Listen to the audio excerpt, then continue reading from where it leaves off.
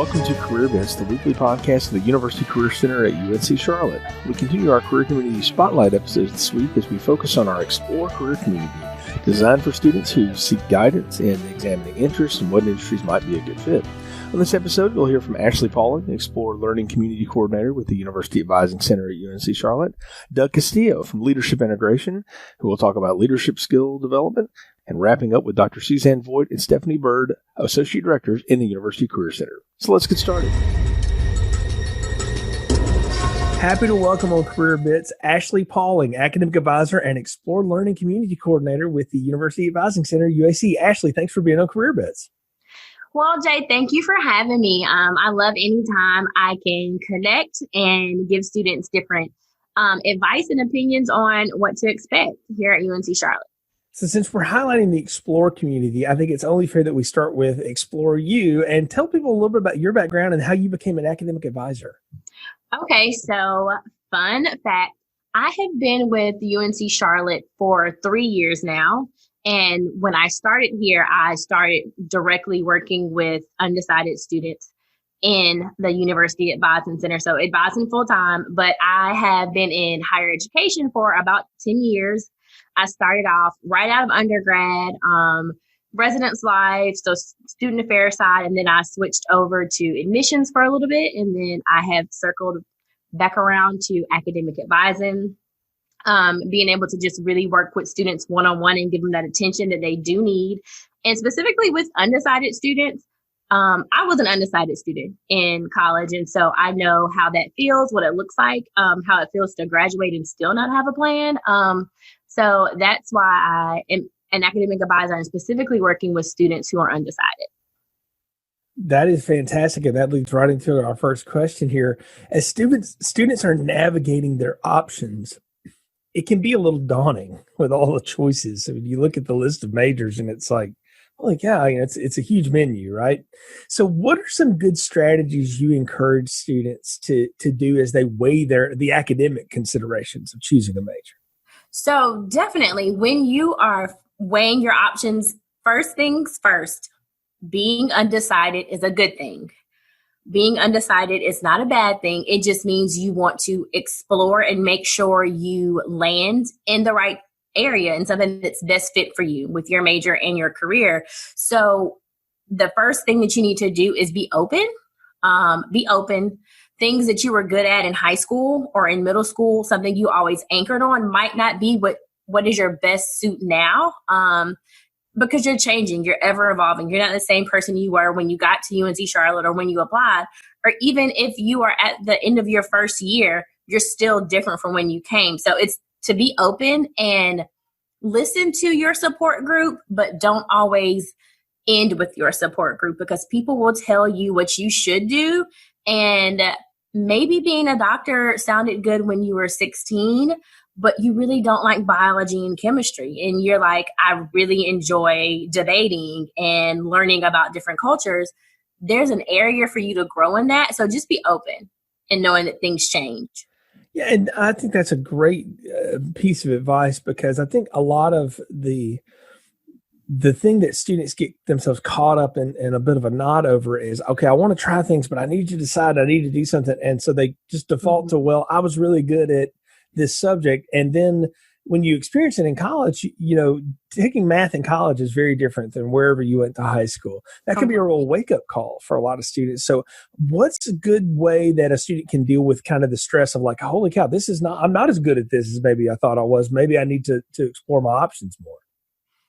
So one of the best ways is if you came in undecided, or if you have a declared major and you're like, this isn't a good fit, come to the University Advising Center.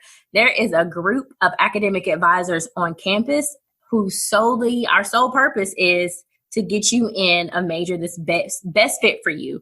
So if you come and talk to us, we're going to sit down and give you that one-on-one attention and time to help you really process what's going on, right? So normally our sessions are about 30 minutes. We have walk-ins that we see throughout the week, and you might be an undecided student who's already with us, or you're in a declared major thinking about coming to us. we walk through what's going well and what's not going good, right? We always start with academics. So it's like, be authentic and come into the session knowing that it's okay to say I'm struggling in college algebra, or it's okay that I'm struggling in my university writing. And so we are going to try to get you to what's going to make sure that we can pull up those grades in those courses, but also to figure out what's next. So maybe that wasn't the best. So what can we try? Because you just have to be open to coming to talk to us and taking some of the advice that we give you, because at the end of the day, it's going to be your decision or student's decision. But just taking that first step to come talk to us will open so many more doors for them. Absolutely. And one thing that I hear feedback from students often is understanding, like, okay, so I know I'm going to go in this major, but why do I have to take all these core requirements? Like, what is that going to have to do with where I ultimately go? So what's a good way that students can realize that, hey, that those core requirements you're taking are going to fit into your long-term plans? So our core requirements are our good general education courses. They are the glue that ties your major together, because students don't realize that we are not only giving you a credential, but we're also giving you experiences, and we're giving you transferable skills. And it's our goal and our mission for our students to be global citizens and realize, what's going on, and being able to think critically and be culturally aware and self-aware. And those general education requirements are attached to that. And so I like to encourage students to say, this is the meat. This is the glue. And coming from some of your general education courses might spark an interest that you didn't even know you had. Well, that's a great thing to say. And that's what I was going to ask next is, as you're exploring your options, how do you if you get something that really sparks that bulb for you in a core course, what's the best way to go explore, hey, how can I take that and do something with it? If I really get inspired by my literature class, like, well, what can I do with that besides teach, And so we always encourage students. So if you're in a class with a professor or an instructor and you're like, oh my gosh, I love the sociology of aging. Like, this is it. Like, I just want to know so much more. Go talk to your professor during office hours. Professors at UNC Charlotte, they love when students connect to the material that they teach, because they're going to sit down and share their story with you and talk about how I'm teaching this course. How did I get here? What were my credentials? What's my background? And then from there, you can start to like parallel your plan with what you're going to go off of. So there's so many options for knowledge, right? So you have an academic advisor who can piece together, courses and sequencing. And then you have your professor or instructor who's in the field doing the work. And then you have the Career Center, who is really the piece that put the two together. But I'm pretty sure we'll talk about that partnership later. But the Advising Center loves the Career Center. Yes. You're one and the same with the mission. Well, let's talk about that. How does the work that the UAC does tie in with what the Career Center does? So we always encourage our students. We say, you have to start. So you might have 10 different interests, and we're talking like we know what you can do academically, and we know some of your interests, right? So you're strong in maybe history and your writing course, right? But you thought that you wanted to be an engineer. Well, that's great. So we're going to say, let's go to the Career Center. Let's make that appointment, because the Career Center has assessments that can narrow down your interest in your skill set, right? And so you make that appointment, you do your assessments, you talk it over with the Career Center, and they're going to help guide your choice, because at the end of the day, no one can make the decision for you, but we're here to guide. So you go to the Career Center. A lot of the advisors in our office will actually walk students through making the appointment in the office before they leave, so we can know that it's like really solidified. But and then you go to the Career Center, we ask you to follow up with us, right? We create a follow-up appointment. And then it's like, tell us about what you talked about. Like, what happened when you met with the Career Center? Which interest inventory did you do? What did it say? And so from those conversations, we can now align a major and see like time to degree, right? So if you have 4 different career options, that might be 4 different majors. And we're going to sit and look at 4 different majors, what the classes are, and what does that look like for completion. That's excellent that's available, and that students can just have that. It's such a great resource to tap into to be able to connect all the dots. And I think one of the important things, and this is something I'm so thankful that you all help reinforce, is that there's not just a direct path to everything. You can get into a field from a lot of different ways. Mm-hmm. And what's that like as an advisor to walk students through that, and for them to see like, oh, I don't just have to major in this one little box to be able to do what I want to do? It's actually it's one of the rewarding pieces to see the light bulb go off. And they're like, well, I really, really enjoy, psychology and women and gender studies, but I want to be in business. And I'm like, well, who said you can't do both? Like, who said that you can only do one major and have one career? It's so great to see how we can talk about transferable skills and how you can get those skills right on campus at UNC Charlotte if you just utilize the resources.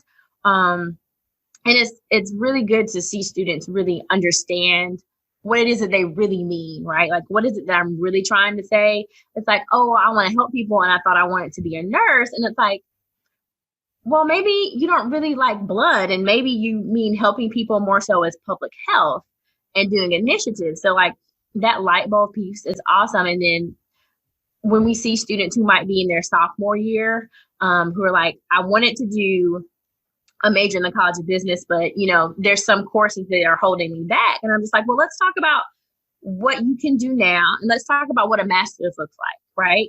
Like, how can we get the skills that we need to actually do what we want? Because you actually don't need a business degree to do marketing and communications.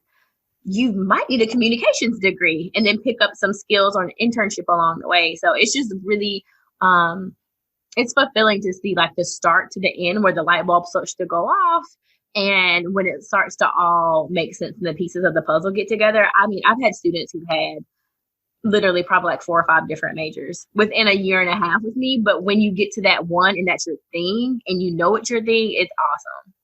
And part of that too is realizing who you're taking those classes with and the mindset they have and kind of the things that they're interested in. I mean, I used to tell students back when I was doing advising, Ashley, was that if you're in a class and you think it's part of the major you want to go into, and you look around the room and you go, who are these people? These are not my people. And what I mean by that is people that want to do this, to solve the problems that I want to solve. You need to get out of there and find somewhere else to be. You're in the wrong space. And it's so like students will take introductory courses and they'll be like, I didn't think that it was that. And I was like, I know, but we had to experience it. We have to experience it. We have to get through. They're like, I don't even. And I was like, I know your interests are different than the material and it's not clicking. Exactly.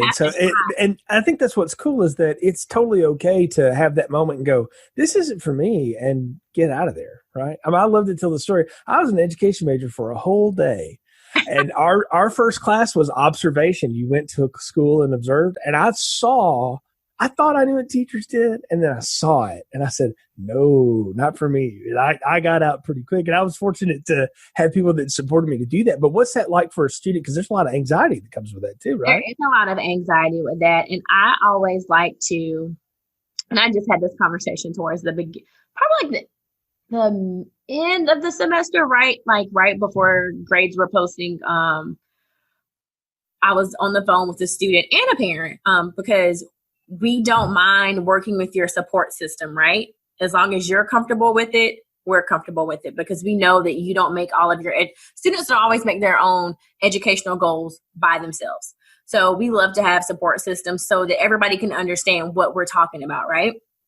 And I had a student and she was in education, and I shared with her my education, I was an education major too. I had 3 majors in college and still graduated in 4 years, which is an awful idea. I don't recommend anybody doing it. It was very hard, and I graduated with no job because I didn't know what I wanted to do. All I did was cross the finish line. But I shared that story with the student because of the anxiety level. And I was like, it's okay to not be okay with what you're doing.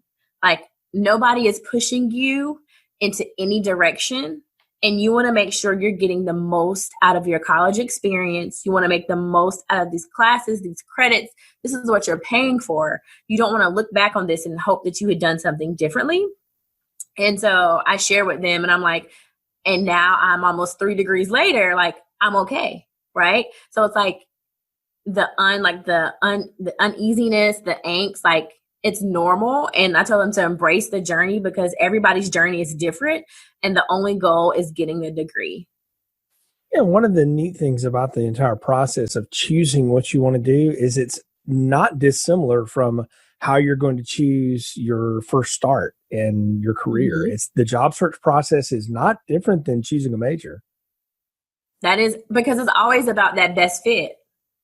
And so I think the more we can convey that to students in the beginning, the better they'll be off in the end. So we, especially with us, because we during the SOAR process and when we have different events with admitted students, we try to convey the importance of being undecided and how it works in your favor. Because in university college, we are so exploratory that we really focus on that in the first year to where we have students actually complete modules before they come to their first year advising session. So before you get to us, you would have went to the Career Center or seen or done an assessment. Jobsology is what we use. I had to think about it. I was like, Jobsology, you would have done something before you see us again. So you see us at SOAR, but then we're constantly giving you information about what we should be doing as far as that career journey looks like with the career communities and things like that.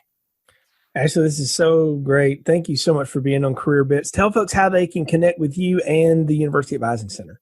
So, yes, I am the one of the academic advisors in the University Advising Center, and my email address is apaulin1@uncc.edu. And I'm also the Explorer Learning Community Coordinator. So if there are any students who are incoming this year who are in university college and want to do a more deep dive into exploration with the University Advising Center and the Career Center, because it is a year-long process between the two of us, they can also reach me at that email for that as well. Happy to welcome to Career Bits now Doug Castillo, leadership specialist, and many other cool titles that he has with leadership integration. And Doug, thanks for being a part of Career Bits and talking with us about our Explore Career community. Thank you so much for having me here today. I love talking about leadership. I love talking to those who are newly blazing their path because we have so many opportunities to lead in many facets of our career. So excited to be here. Thank you so much, Jay. Absolutely. And I want to start with the quote that you have on the bottom of your email tags, which I just think is fantastic. It's from John Maxwell. I'm going to read it. Leadership isn't about titles, positions, or flowcharts. It's about one life influencing another. And I want to ask you why you chose that and then how that integrates into all the work that you do with leadership integration. Now, it's a great question. So primarily, a lot of times we think the word leadership and we think manager or somebody with a big title, somebody who's high up in the executive ranks, somebody who has been working, hitting the pavement day after day, year after year for a long time, especially when we're entering into our field. There's many people who don't see themselves truly as a leader. And so I love this idea of leadership is a mentality. It is a mindset that we can walk in at any point into any career, any social dynamic, and lead the group here. And leadership, once again, is a series of skill sets that we can build with anybody around us. So primarily what I do is I go into organizations and help individuals on an executive all the way up to frontline management, even just whatever the employee is, and help them to see their potential in leading their team, whether they have direct reports or not. So it is about one life influencing another, and we can do that on any and every level. So for the students that are in our Explore Career community, they're there to try to sort through the maze of options that they have and then pick the path that's going to get them where they want to start their career. And along the way, they're going to be told, build and develop leadership skills and things like that. But that can be a really daunting concept when you're 18, 19, 20 years old, and you're not even really sure what you're going to major in, but you still need to be cognizant and aware of how my leadership style and how I respond to leadership can help me pick where I want to go.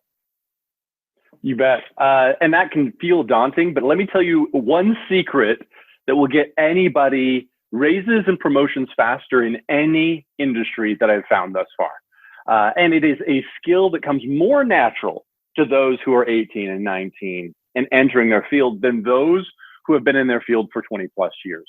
So the one skill that I would say that is important on day one, that we all must understand in order to be a good leader, is curiosity. The ability to maintain curiosity. In any field, if you want to become influential, get curious, stay curious. And what that means also is asking quality questions. It's funny because I see individuals who mature in their roles and they feel like the mantle of responsibility is to always have the right answers, when those who are actually exceptionally successful in their field are those CEOs, those VPs who remain curious, ask plenty of questions, and know how to decipher the information in a way that actually works for the organization. I would say the quality of someone's leadership is measured by the quality of the questions they ask. So if there was one skill I would encourage everyone to do is get curious. So even if the question is, well, I don't even know where I want to go. Well, great. Ask questions of all different fields. Because if we're just left to our own demise of picking breadcrumbs up and hoping that we'll stumble upon our passion, then you may be 5 to 10 years into your career, or even 10 months into your studies and realize, oh, no, this is not what I want. This is not what drives my passion. This is not the gift that I can give to society and really thrive. And so I would say, number one, right out of the box, curiosity and the gift of a quality question, how to ask a quality question, is the number one skill that anybody can use to enter their field and also become great at their field, regardless of what you choose. So how do you learn how to ask quality questions then? I think that's a really good question for that matter right there. Speaking of questions, so let me give you an example of a bad question, a poor question. Are these open questions that seem pretty generic and really in a lot of different facets of our society, we haven't really been taught how to ask good questions. The classic question we ask any individual is, how you doing? We already know the answer. I mean, 95% of the time, how is somebody going to respond? With good, right? We didn't get any more data at that moment about that state of that person. But if we were to ask, hey, what's going well for you in your life right now? Hey, what challenges are you currently facing? Or maybe that's too personal in this moment, but tell me what celebrations are happening for you. And really highlighting what stimulates their mind. Now, I'm an executive coach as well, so I meet with my executive one-on-one, and my executives hear this question a lot that comes out of my mouth is when they share something that's going on in their company, I'll ask them, great, now how does that feel? Because now intellectually, yeah, we can break down all the numbers, we can break down maybe the strategies, but I want to know how they feel about it, because that's going to dictate their motivation behind that. And so for those of you who are out there entering in a field, ask somebody, okay, what is it that you do? Awesome. What does that entail? And more importantly, how does that feel? Like, how do you feel about that? Because if you're talking to somebody who doesn't love what they're doing, then that's going to be important data for you. It doesn't mean it's a deal breaker, but you want to know how somebody feels about that. How does that feel to be in that field? And so there's some really great questions. I call it the Curious 5. It's basically an exercise to strengthen the question or the curiosity muscle, where I would challenge everyone who's listening is to simply pick somebody in your life and, set a timer, but I would say for 5 minutes, just ask them questions. Get curious. The tell me more questions. One question I love is just that one right there, which is not really a question, but they answer, and then you just respond with, cool, tell me more. Why is that so? And so I have a whole list of curious questions. I don't know, we don't have a lot of time to cover all of those, but I would say anything that kind of feels like a tell me more question, the what, why, who, when, where, would be some great quality questions. Yeah, we coach students all the time too. When you're approaching an organization or a person and you're going to ask them something, the simple thing is just, okay, tell me a little bit about you and what you do, which that'll get you by. But if you want to engage in a conversation with someone and start building a relationship with them, I read that Doug, you have this consultancy group and you call yourself a corporate cultural specialist or corporate cultural therapist. What the heck is that? That elicits a, more open response than what do you do, right? No, that's a great question right there. And I want to create some curiosity. That's why I love the title of the corporate culture therapist. Companies behave like families. We spend actually more time with those we associate with than a lot of times with our own families, with the exception of kind of quarantine that's happening right now. But even then, we're engaging in connecting with those in our corporation much, much more. And so I go in and I can assess the challenges. In fact, I use 3 quality questions that takes about 7 minutes, and I survey the organization, and I can identify how they respond to transparency, communication, and trust. And my job is to just kind of assess where the cracks are in the foundation, as well as where are the pillars of strength within that foundation. And when I can understand what the pillars of strength for that foundation are and the cracks in that foundation, just like every family, we have our strengths and we have our dysfunctions in how we kind of learn things, and we just perpetuate those throughout time. The same thing is true in our organization. As a new employee, as you go out into your field, regardless of what your field is, you have one of the most powerful perspectives in the entire organization, because you get to see the dysfunction and the strength. The problem is most people feel like, well, I'm new, I can't say anything. It's just how they do things. So what do? We adapt into the culture, and we just accept it as so. And if the leaders in the organization, those in management, were really sharp and keen, they would ask every new employee, okay, tell me about my organization. Tell me what you see. And that to me is, each and every one of you could be a corporate culture therapist upon day one in your organization by simply getting curious and offering some insights that you see, because you come in with some fresh eyes. And that's what I really want. And that's really one of my missions, is to help empower individuals to be willing to value their organization enough to offer feedback and create a foundation of psychological safety to do so. So, Doug, I want you to transport yourself back to when you were starting your professional journey and your college career, and you're picking where you want to go. How did you get from there to where you are now?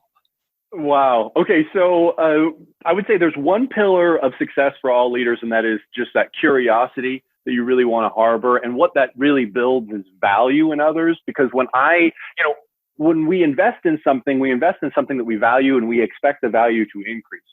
Well, when we value another individual, simply we invest in them through questions and support and how may I help you. I don't know, somewhere in my childhood, I came with this strong drive of supporting others, even to a fault. Many, many years early on in my career, I was the yes man. Yeah, I'll take it on, which led me to kind of run around chasing my tail a lot of the time, because I was saying yes to things too often. Maybe some of your listeners would associate well with this. But that actually drove me into this career of finding out how people operate, because if I could identify how people operate quicker, I could support them better, and then I could save more time on my end. So it was really kind of selfish on my part, but I felt like, gosh, if I can really understand people better, then I can be more efficient in my job. And what happened over time is more people said, hey, Doug, I got some questions for you. Hey, you seem to be a great listener. Oh, and I took just some of my background in psychology and in sales and started to glump things together, if you will, to start understanding how to motivate others in a way that really worked for them. And then it was about 7 years ago, it's about 14 years ago that I worked one-on-one with individuals. 7 years ago, I started working with corporations at large. And I found that people aren't that different. If you want to serve someone, if you value someone, want to serve someone, you'll be amazed at what you'll identify just by asking a couple questions and then paying attention. And so I don't know if that's a roundabout way of saying this is kind of how I ended up in my field. I had a drive to support and give the gift of assistance to others. And it just kind of took off in spite of me.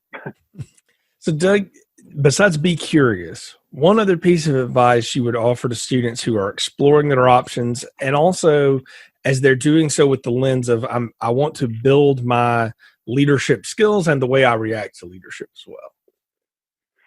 Okay, so in addition to curiosity and asking quality questions and like I said, there's a lot of information out there with questions. Find somebody who's also equally curious and ask them about their questions. Get curious about their questions for sure. Number two, I've already kind of shared, if you want to get really good at being a leader in any industry, is value the people around you. And the way you do that is just simply investing in them. And we can do that by asking questions, getting to know them. There was a beautiful CEO that said, "I must know you to grow you." And how can we grow another individual and value them to the point we don't actually know them? Number three, though, is you're entering your field. If you want to be good at whatever the field is, and it's not my job to tell you what your passion is, I'm going to tell you the skill set that will put you ahead of most people who are entering the job force, as well as those in the job force. And that's simply accountability. Do what you say you're going to do. Get good at this. Again, another one of those skill sets that is not widely trained is to follow through exactly as you say you're going to do. What this does is actually creates a sound foundation of safety. People want to hire, promote, be around, and follow people they feel safe with. Also, somebody who is also warm, and kind, so we have to balance out. Amy Cuddy did a study on first impressions, and she says, basically, when somebody walks in the room, we are looking at two features. One is this person kind? Can I trust them? Do they say what they're going to do, and I can trust that they will follow through on that? But also, are they somebody who I can turn my back on, and they're not going to stab me in the back? Number two is, are they strong? So are they kind? Are they strong? Are they warm? And are they strong? Is this somebody who's competent? So all y'all are getting great education. You're amassing the skill set that you need. And again, getting curious about where do I want to specialize in my career? People are going to look at that and say, is this person competent? That's great. Are they strong at what they do? But they're also going to be asking, is this somebody who I can trust? And if we do not have a foundation of trust, accountability, follow through, then it makes it a huge risk for people to hire us and keep us on. And so I would say if there was that final pillar of strength that you could master now and practically guarantee to give yourself a raise more sooner or a promotion sooner. I say give yourself a raise because it's through your own actions. Then it would just be valuing individuals, getting curious, and creating a lifestyle of somebody who follows through. Your trust, making sure your trust bank account is always full. Doug, that is fabulous. Thank you again for being on Career Bits. Tell folks how they can follow you and the work that you do. You can always check me out at leadershipintegration.com. I also, if you're curious about finding more curious questions, go to www.coachleadgrow.com/UNCC for a free downloadable with some of my favorite curious questions.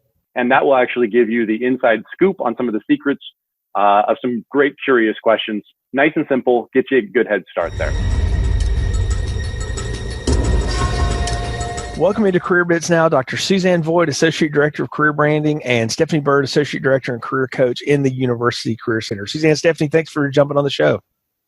Thanks for having us. So a little bit about yourselves and your roles in the office, because it's just, I think it's neat for students to know kind of what everyone does. And so, Suzanne, tell us a little bit about your role as Associate Director of Career Branding, and then Stephanie, what you do as Associate Director in Career Coaching. Absolutely. So I get to manage all of our in-house career assessments that we offer students and faculty, as well as our career competency model, which I'll talk a little bit about. And then I'm also overseeing our career guide, which is an annual publication that we put out both in print and online for all of our students.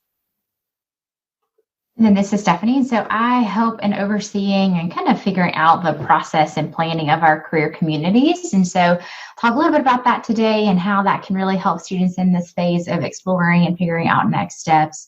And then I also oversee a lot of our education for the coaches and making sure that we're all trained, our graduate students are trained, and then also our drop-in. So figuring out ways that our coaches help out during our drop-in services.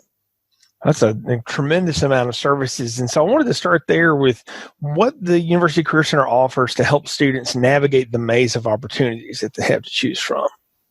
So I'll take a start at this, and Suzanne, you feel free to pop on in if you need to. So I think because we do offer so much in our office, which is fantastic, but yes, it can also be pretty overwhelming. So if you look at our website, something that you'll see is what we call a career success story. And so that really helps students get an understanding of how they can process through their development and things in different areas they can really focus on. And so Explore is one of them. And so really that idea of helping students understand, who am I? What are those areas that are going to be the best fit for me? So really even using that career success story to help them figure out what they need to do to decide on a major. What can they do to implement a job search, whether it's a part-time internship or full-time search. So that's kind of a good place to start that gives at least a structure on the exploration process, but even how to be most successful while you're here at UNC Charlotte. We also have, I think Suzanne mentioned one of the assessments that we offer that she'll talk about. We also have something that's kind of cool is our What Can I Do with the Major In? So we call them Wicked Whammies, which is kind of a fun name, but they're all just majors, information about all the majors that we offer here at UNC Charlotte. So it gives them quote unquote like typical jobs that you would see within the different majors. And then also talks about where you would generally work and then different places that you can research for those different areas.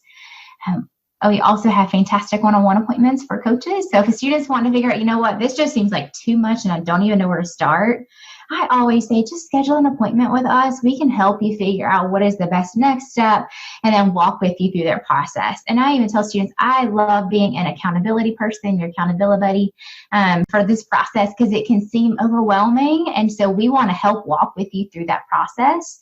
And so even scheduling that appointment to either figure out what's my next step or just to say, hey, I need some accountability to make sure I'm going to do this.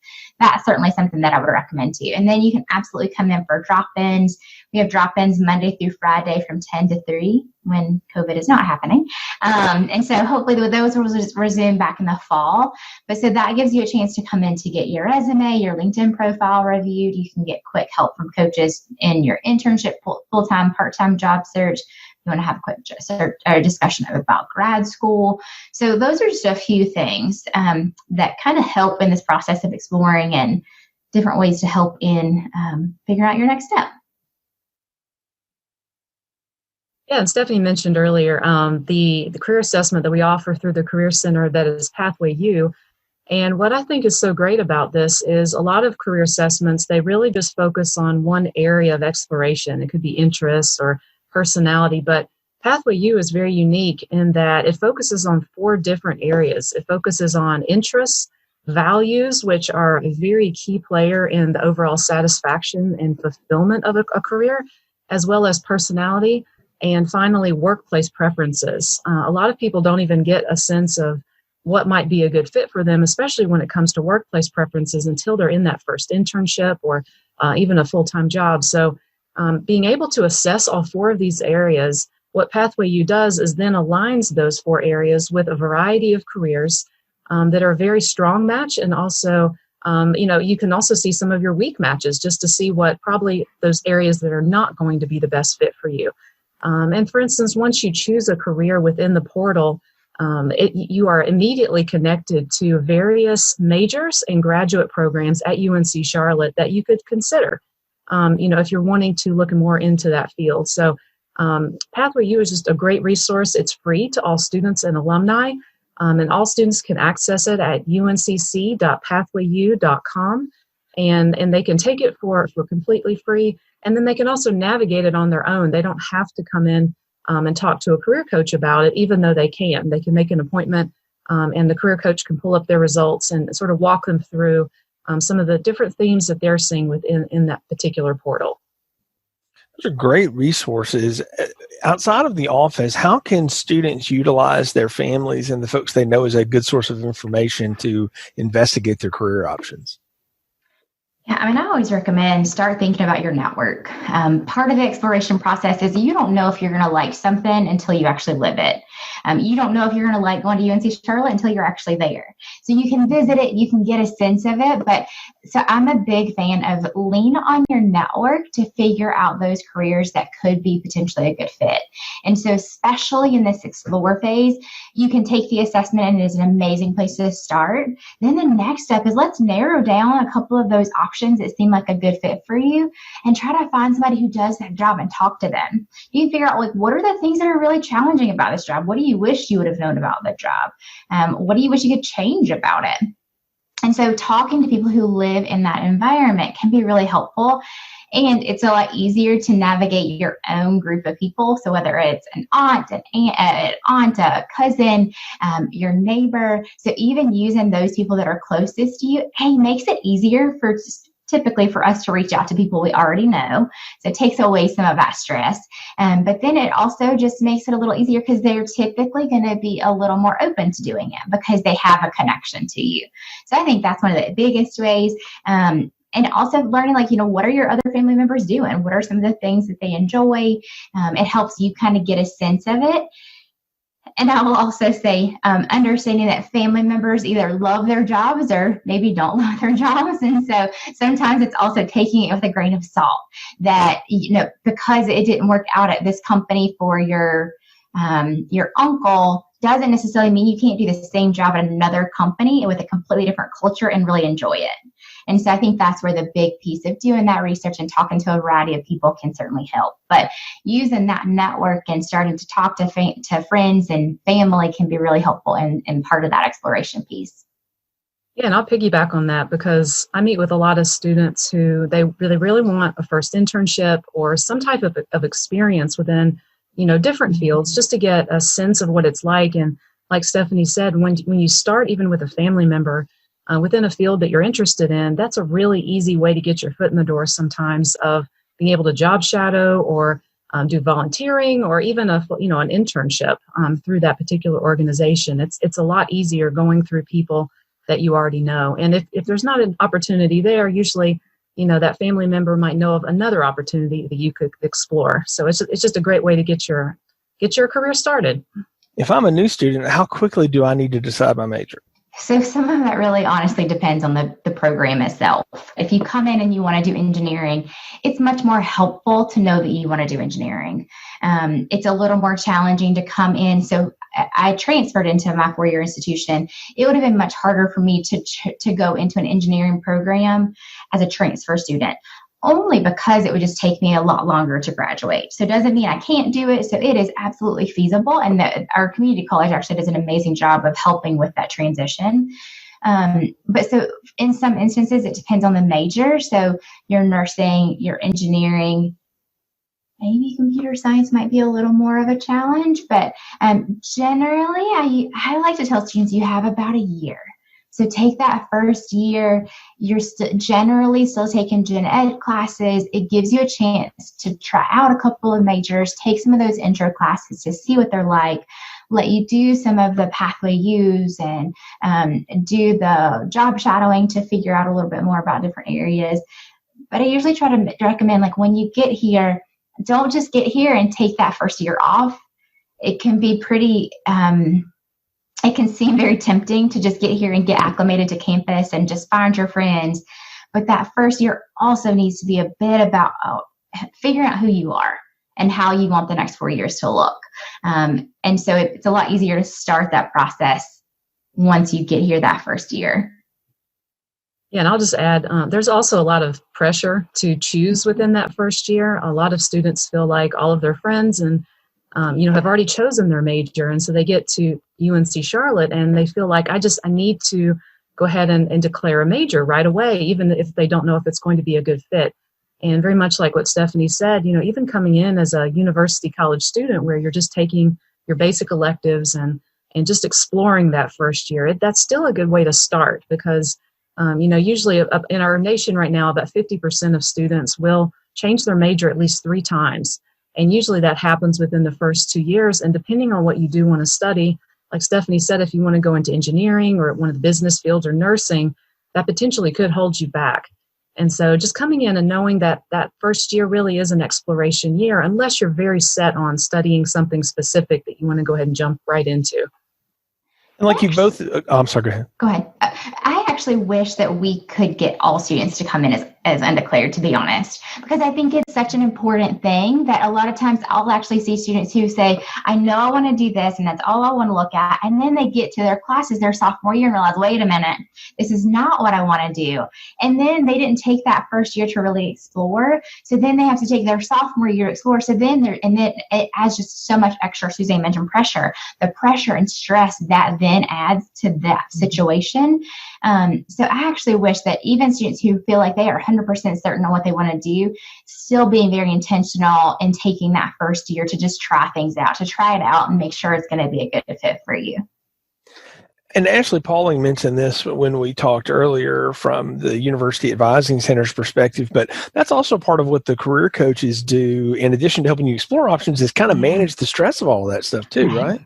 Yeah, absolutely. And we walk with it. I mean, Suzanne and I and a lot of the other coaches too, this is what we do. And honestly, it's part of the thing that I love the most, is really helping students be able to kind of hash through. And I changed my major 3 times. And and that was my junior year that I changed my major 3 times. And so I can say that I know that stress and the uncertainty of it all.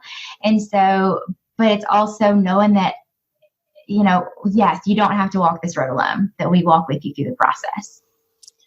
So how do career communities work? You both have talked about those, and these episodes are spotlighting career communities, but just from the front end, from the Explore side, how do career communities work? How can I use those if I'm a student and I'm exploring my options? Yeah. So career communities, it's the idea of helping take away some of that pressure, because when we think about different industry areas, I know that I don't want to do anything in engineering. That is just not in my bones. And so I know that is one area that I can automatically say, I don't want to do this. And sometimes in this exploration phase, it's much easier to have a little bit more confidence when you say, I know I don't want to do this. And then it helps narrow down those things that you do want to do to a little more of a manageable number. And so I think the cool thing about communities is we've got them broken down into 7 different areas. And you can see on our website, it kind of gives you, there's engineering, manufacturing, energy, and here are kind of the sub areas. So the sub areas can be really helpful to actually review to figure out, are those industries that I would want to go into? And then narrowing down a little bit more. So if you want to do something in arts, media, and design, you can then meet with Suzanne or AJ and talk to them about, well, how do I get experience in that? How do I know if I want to do that a different area? And so our goal as coaches and as leads for those different communities is to make sure we're offering programming. So really focusing on our meetups, and those meetups being very intentional and helping students explore different areas. So offering meetups are very intentional for those different communities. We try on our end to also have a pretty good sense about our different industry areas. And so doing a lot of research on our end, so that way if a student comes in and says, I really want to do something in sustainability, that I know I can help give them some guidelines into how to explore that area within sustainability. And so it's really the idea of helping students understand what are different industry areas that they could be interested in, and then how can they go about exploring them. Yeah, and students can join multiple career communities. Yeah. So, for instance, if I'm a student and I'm very interested in the health industry, and I'm also interested in the computer science industry, I could join 2 different communities and, attend meetups and go to meet with several different career coaches and learn about different opportunities on and off campus. And I think by just engaging with all of these different areas, you'll be able to start narrowing down which one is probably the better fit.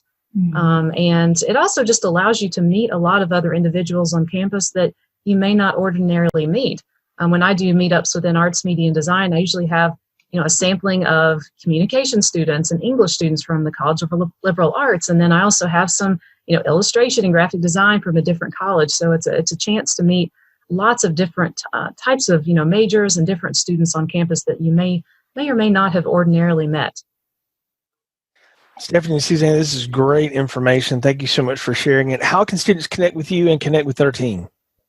Yeah, so there are lots of different ways you can connect. The best way is to make an appointment with one of us through Hire a Niner. And all you need to do is go to hireaniner.uncc.edu, look under the quick links and click on Make an Appointment. From that listing, all you need to do is choose one of the communities. You can also choose whether you do Pathway U or a mock interview, but choose one of the communities that most interest you, and then you'll be able to see our different calendars and a best day to meet with us one-on-one. Currently, we're doing our appointments virtually, and then in the fall, it will sort of be a hybrid. But that's one way. And then again, just to be able to start connecting with some of the meetups. All of us as career coaches are doing virtual meetups right now, and that's another great way to just connect with us, learn about our different subject areas, and be able just to meet with you one-on-one. Usually our meetups are small groups, so they're probably 2 to 5, sometimes a little bit larger depending on the topic, but it's a good small group to get you started on some of these topic areas. And then also all of our bios and information is on our website at career.uncc.edu. So if you are curious about what we look like or what our email address is, you can also look at all of our bios under the About Us on our main website. I want to point out to you, if you do take Pathway U, you can schedule an appointment and hire an honor to discuss your Pathway U. And there is an exploring option. So you can say, I want to talk to an exploring career coach, and we can help you in this process of exploring different phases and next steps and all. As always, you can follow the Career Center on social media at Niner Careers and keep up with the happenings of the Career Center on our website, career.uncc.edu.